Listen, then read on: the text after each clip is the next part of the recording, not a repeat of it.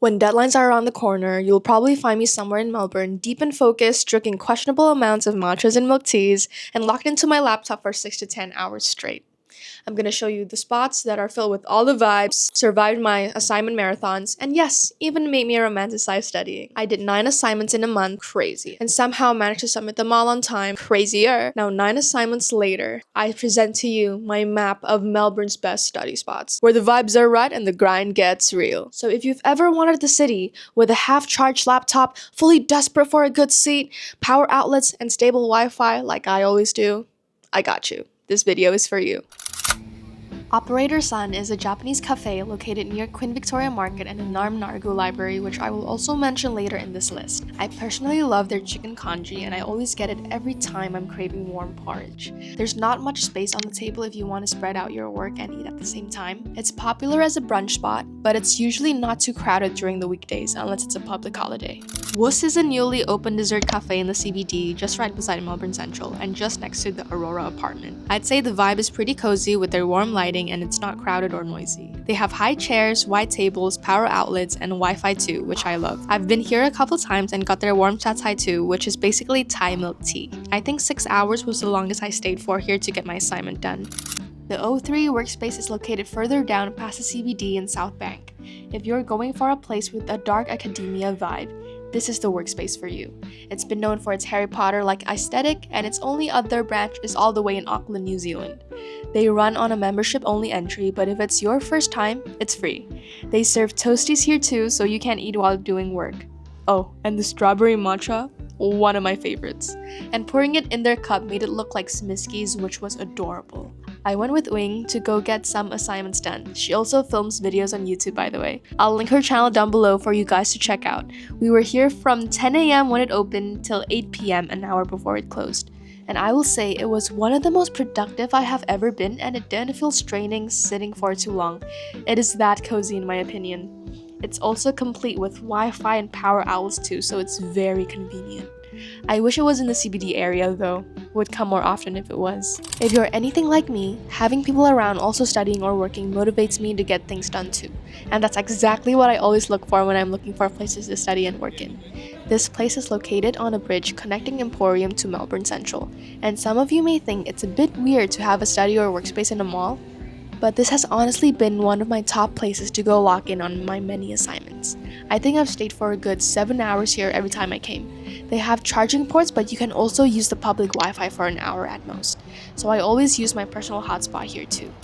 A lot of people must have heard that State Library is the main library to study or work in. And it does have the classic library vibes and good natural lighting when you're studying in the dome area. The tables can be lifted so you can adjust your laptop's height. They have power stations right below each table and public library Wi-Fi, which is super convenient. Downside is that the chairs are wooden, so it can get a bit uncomfortable if you want to do long hours in the dome area. There are other areas to work at though, since it's a big library, but I would go for the dome since I'm all about the vibes. Usually there would be tourists who'd walk around and take pictures too, but if that doesn't bother you, I think it's a pretty decent space to work at. Now remember that library I mentioned that was near the Operator Sun Cafe? It's this one. It's called the ngarrgu Library and it's near Queen Victoria Market. It's smaller than State Library Victoria in comparison, but it's much more comfortable in my opinion. It has big windows, a lot of natural lighting, so it's even cozier when it rains. They have 2 floors. If the first floor is packed, there are usually more seats available upstairs. So if you want the best seats, it's best to go early. Another library I've studied at that was pretty decent was in the University of Melbourne.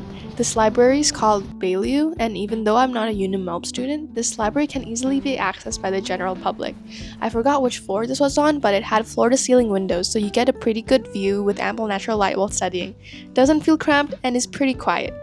I especially love that they have high seats and charging ports attached to the desks. There are other areas to study at in the library, but this is personally my favorite.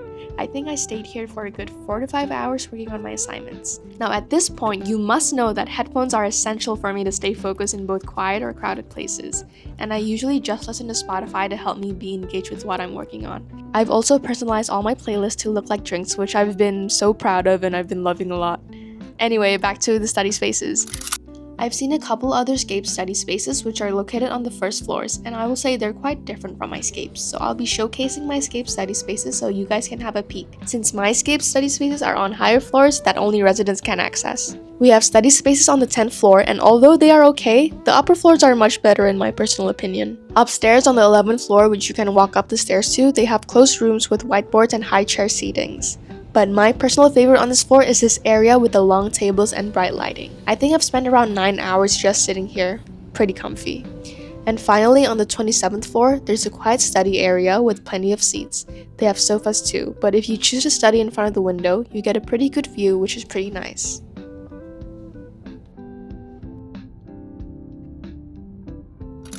And that's a wrap. I truly had enjoyable study sessions because of these spots, and hopefully you found a few new go-to spots for your next study or work sesh. If you've got your own favorite corners in Melbourne, please do let us all know in the comments. And until then, enjoy your break, stretch your back, go touch some grass, and I'll see you in my next video. Bye!